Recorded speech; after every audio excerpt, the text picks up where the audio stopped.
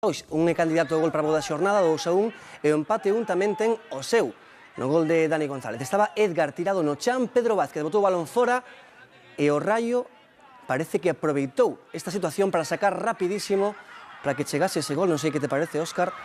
Pois estamos no de sempre, co de Tilán balón fora, que non, que sí.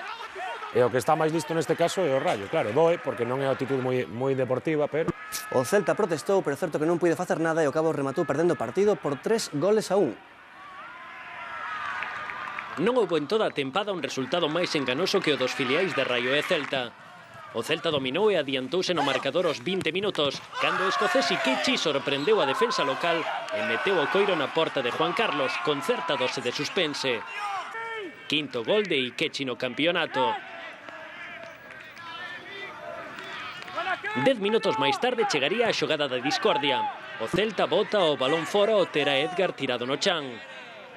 O Raio non só non devolve a pelota, senón que saca rápido e Dani González marca no segundo intento.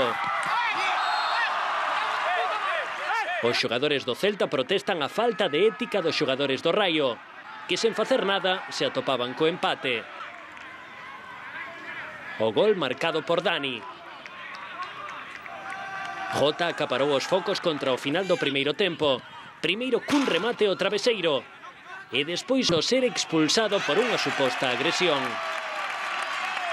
O Raio tamén queda con 10 no segundo tempo e cando o partido semellaba controlado chega o gol que ningún porteiro desexa encaixar. Sergio calcula mal nun centro de Villarejo e deixa pasar un balón que se converte no 2-1. Un centro inocente no que Sergio tiña toda a vantaxe.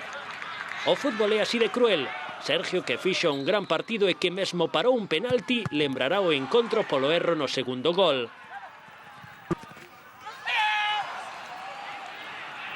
E no engadido aínda houbo máis. O Celta estivo a un paso de empatar o partido. Permuy e Ikechi perdoaron diante do porteiro rayista. E no contragolpe, Raico sentenciou a contenda cun remate cruzado. 3-1 no minuto 92.